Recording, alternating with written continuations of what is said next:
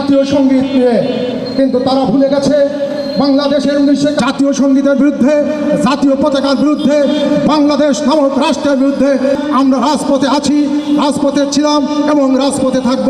আমাদের যে জাতীয় পতাকা, যে জাতীয় সঙ্গীত, সেটি অত ঠুনকো নয়। এই আশাবাদ ব্যক্ত করে সবাইকে আবার অভিনন্দন জানিয়ে শেষ করি। ধন্যবাদ। এই প্রোগ্রামে প্রিয় ঝিনাইদহবাসীকে চারণ সাংস্কৃতিক কেন্দ্রের পক্ষ থেকে জানাই বিপ্লব। একজনকে পারি না, তা আমাদের চেতনার জায়গাগুলো এরকম আমরা লেখালেখি করি, মিল নাই, ভাষার মিল নাই, চেহারার মিল নাই।